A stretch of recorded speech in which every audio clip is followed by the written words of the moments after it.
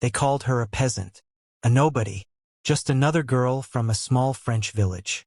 But what they didn't know was that they were witnessing the rise of one of history's most extraordinary legends, a girl who, at just 13 years old, claimed to hear voices from heaven. Voices that told her, "You will save France." Her name was Joan of Arc. And to understand how a teenage girl changed the course of a war, we have to go back to January 6, 1412, in the small village of Domremy, France. Joan was born into a humble farming family. She didn't learn to read or write. She spent her days tending sheep, helping her parents, and going to church. Life was simple, but everything changed when she turned 13. She began hearing voices, what she later described as Saint Michael the Archangel, Saint Catherine, and Saint Margaret. First, she was afraid. She kept it to herself. But the voices were persistent. They didn't ask her to pray. They didn't ask her to preach. They told her to do the unthinkable. Go to the Dauphin Charles. Save France from the English. You are chosen by God. At the time, France was falling apart. The 100 Years' War had ravaged the land. The English were winning. Many believed France was doomed. And yet, in this darkest hour, a teenage girl claimed that God had chosen her to lead an army. She told her parents. They didn't believe her. She told her village priest. He dismissed her.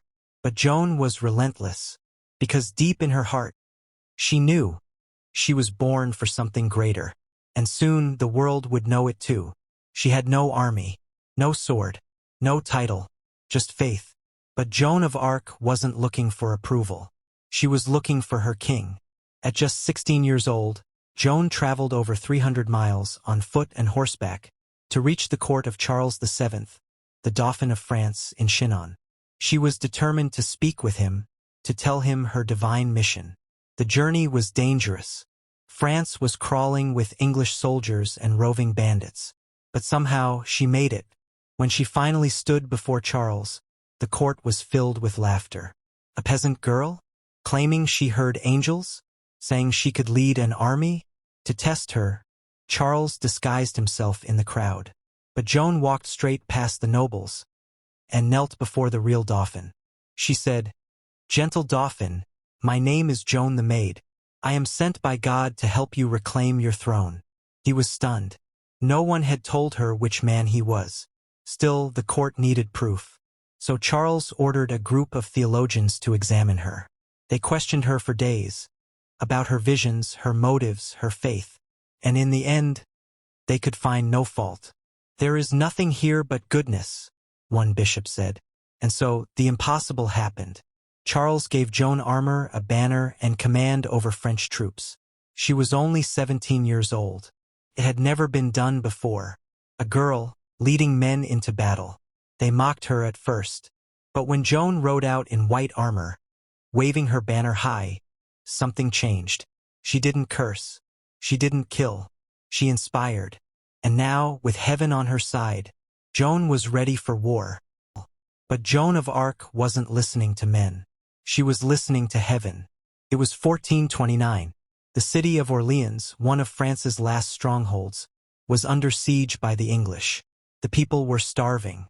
Morale was shattered. Even the French commanders had lost hope.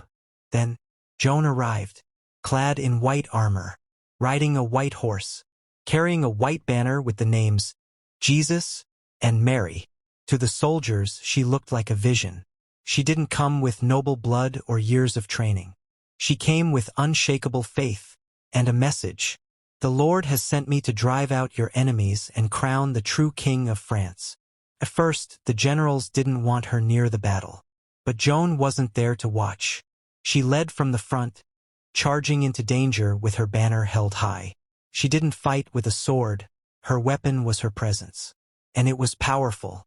Joan rallied the troops. She lifted their spirits. She told them when and where to attack, often saying the saints had guided her. On July 17, 1429, Joan stood beside Charles as he was anointed King of France. Her eyes filled with tears as the crown touched his head. She turned to him and said, "Gentle King, now is accomplished the will of God." It was a moment that changed history. A teenage girl, born a peasant, had fulfilled a prophecy. She had restored the crown to France, without ever raising a sword to kill. But even in that triumph, Joan sensed the storm ahead. "The voices told me only a short time would be mine," she whispered.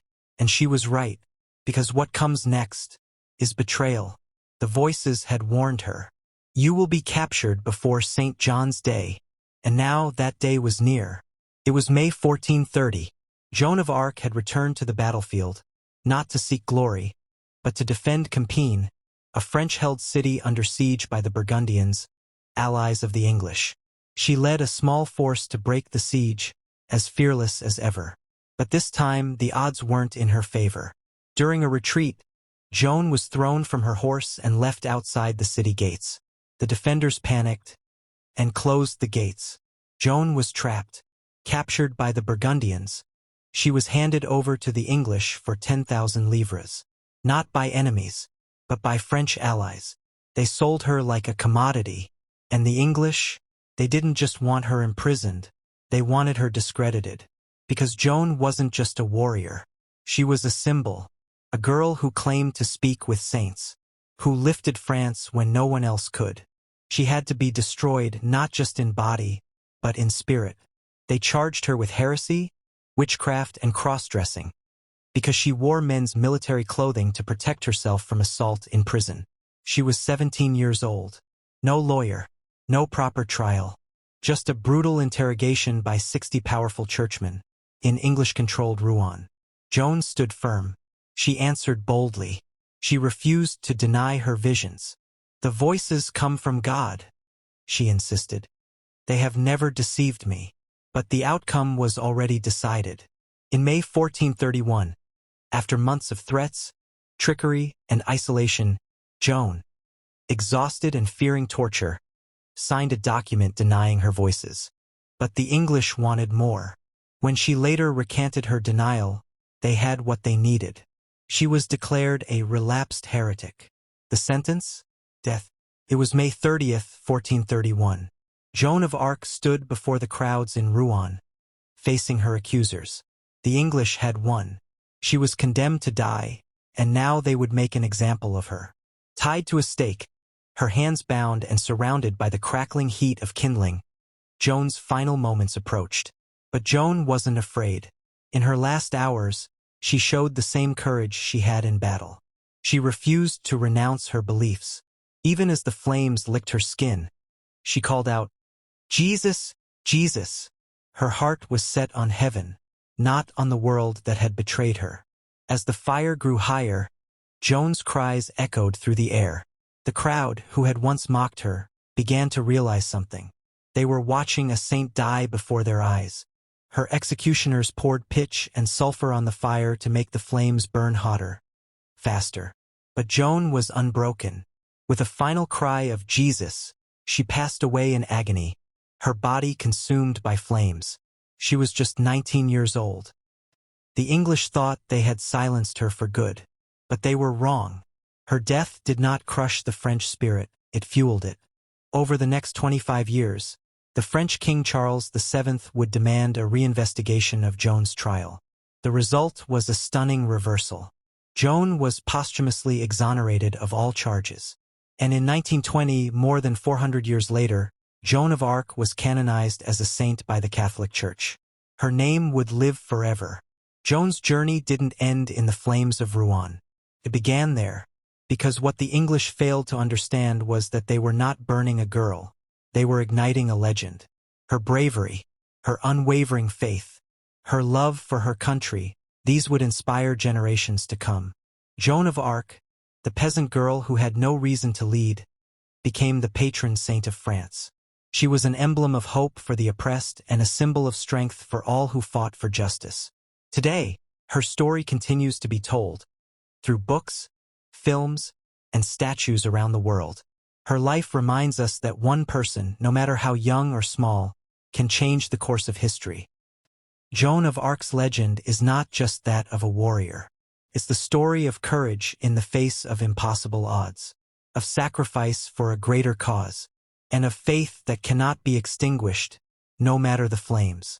Her legacy is timeless, and her spirit still lives on in the hearts of those who dare to fight for what is right.